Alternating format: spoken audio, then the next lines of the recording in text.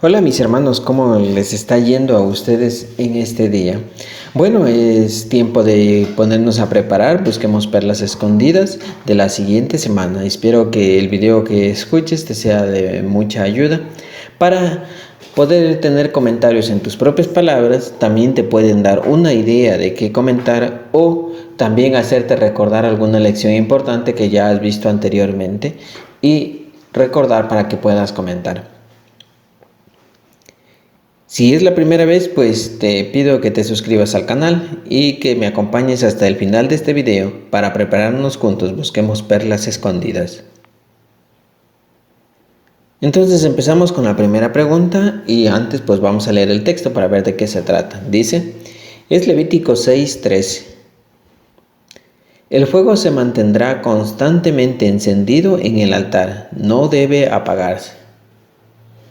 Bueno, esta fue la disposición que puso Jehová cuando estaba el tabernáculo. Entonces este fuego tendría que estar de todo el tiempo prendido.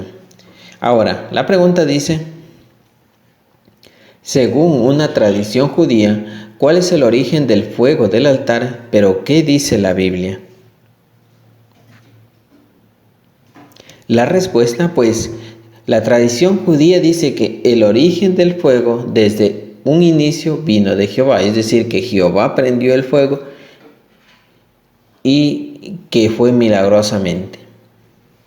Pero en este caso la Biblia dice lo contrario, porque dice que los hijos de Aarón ya habían encendido el fuego en el altar antes de colocar el sacrificio.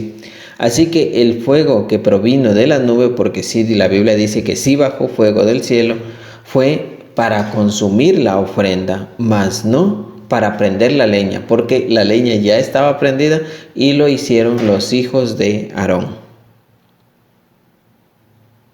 Una vez comprendido este punto, pues entonces nos vamos a la siguiente pregunta y antes vamos a leer Levítico capítulo 6, el versículo 25. Ahí dice, dile a Aarón y a sus hijos, esta es la ley de la ofrenda quemada por el pecado. La ofrenda por el pecado se matará delante de Jehová en el mismo lugar donde se mata la ofrenda quemada. Es una cosa santísima. Muy bien, aquí estamos hablando de dos ofrendas, ofrenda del pecado y ofrenda quemada. Entonces, la pregunta de Levítico 6:25 dice, ¿en qué se diferencia la ofrenda por el pecado de las ofrendas quemadas y las de paz? Bueno, pues la diferencia es que las ofrendas quemadas y las de paz eran voluntarias, en cambio las del pecado eran obligatorios. Y era para cubrir el pecado involuntario contra la ley de Jehová. Algo que también podemos comentar es que además en la ofrenda por el pecado, el tipo del animal dependía de por quién iban a pedir el perdón en este caso de las personas. Por ejemplo, si por el sacerdote o por el pueblo, un principal o alguien común. Entonces depende de la persona que iba a pedir el perdón. Ahora, ¿qué te parece si pasamos a buscar perlas que hablen acerca de Jehová, el ministerio y otros temas de la lectura bíblica? Levítico capítulo 6, el versículo 4. Levítico 6:4 dice, si ha pecado y es culpable, tiene que devolver lo que robó, lo que consiguió extorsionando, lo que obtuvo defraudando, lo que se le confió, la cosa perdida que encontró. Vamos a resaltar de este texto la cosa perdida que encontró. Aquí Jehová dice que tenía que devolver. Entonces, la lección, pues Levítico capítulo 6, el versículo 4, nos hace pensar en la forma que debemos actuar si encontramos algo perdido, ya que si es algo valioso, quizás podríamos caer en la tentación de querer quedarnos con esa cosa. Pero, como vemos, eso no le agradaría a Jehová. Una es que no es correcto que un siervo suyo haga eso, sino más bien tenemos que ser honrados y buscar al dueño y devolverlo. El otro es un texto bastante grande, dice el Levítico capítulo 6, el versículo 1 al 7. Vamos a leerlo para que tengas una idea. Rápidamente dice: Jehová pasó a decirle a Moisés: si alguien peca y se porta infielmente con Jehová al engañar a su prójimo con respecto a algo que se le confió o algo que se dejó a su cuidado, y si le roba a su prójimo o lo defrauda, o si encuentra algo perdido pero miente sobre ello y hace un juramento falso sobre cualquier pecado de ese tipo que cometa, esto es lo que debes hacer. Si ha pecado y es culpable, tienes que devolver lo que robó, lo que consiguió extorsionando, lo que obtuvo defraudando, lo que se le confió, la cosa perdida que encontró, o cualquier cosa sobre la que haya hecho un juramento falso, y tiene que compensarlo en su totalidad y añadirle la quinta parte de su valor. Se lo dará al dueño el día en que se pruebe que es culpable. Y como su ofrenda por la culpa para Jehová, le llevará al sacerdote un carnero sano del rebaño equivalente al valor calculado para presentarlo como ofrenda por la culpa. El sacerdote hará expiación por él delante de Jehová, y él se le perdonará cualquier cosa de la que sea culpable. Ahora sí, la pregunta del párrafo, lección Levítico 6, 1 al 7 nos enseña que Jehová es misericordioso, ya que indica claramente qué pasos a seguir si alguien quiere obtener el perdón. En la actualidad, por ejemplo, sabemos que Jehová sigue brindando esa ayuda a quienes han pecado para que vuelvan al camino correcto, ya que Él se complace que hagamos lo posible por corregir, en este caso, nuestros errores.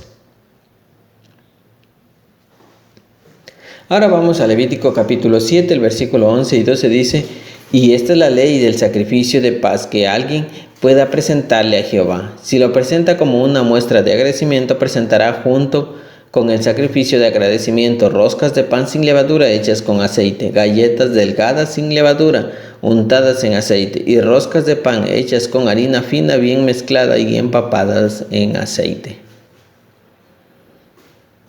Bueno, pues ¿qué aprendemos de esto? La lección es que habla de los sacrificios de paz que eran por agradecimiento. En la actualidad, por ejemplo, ya no hacemos ese tipo de sacrificios, pero mediante la oración, en este caso podemos dar gracias a Jehová, y también mediante nuestro servicio a Él. Por ejemplo, mediante participar activamente en la predicación, es una muestra de agradecimiento a Jehová por las cosas que nos ha dado.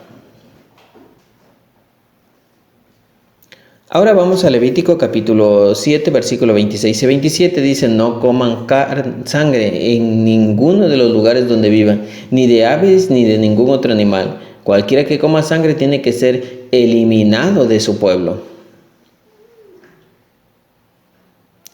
Entonces, como vemos en Levítico capítulo 7, el versículo 26 y 27, este es un texto que nos puede ayudar mucho en el ministerio para aclarar el tema de la sangre, ya que, como dice, Jehová dijo a los israelitas que no deben comer sangre, y el asunto era tan grave que quien lo hacía debía ser eliminado del pueblo, lo que nos da a entender que los cristianos de hoy también debemos abstenernos de sangre, e incluso podríamos emplear otros textos como el de Hechos capítulo 15, el versículo 28 y 29.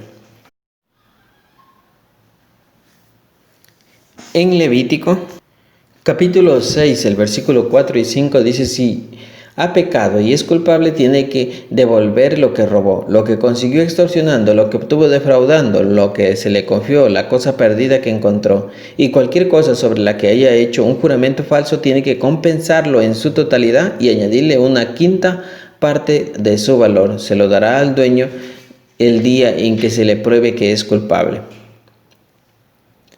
Entonces, en Levítico capítulo 6, el versículo 4 y 5 nos enseña sobre Jehová el sentido de la justicia, ya que se requería tres cosas. En este caso, por ejemplo, el ladrón, si quería que se le perdonara, un sacrificio animal, después la devolución de las cosas robadas y una multa del 20%. Así el pecador entonces podría ser perdonado, y la víctima en este caso obtenía lo que es justo, es decir, lo que se le había robado, y todavía obtenía un porcentaje más por el robo que se le había hecho.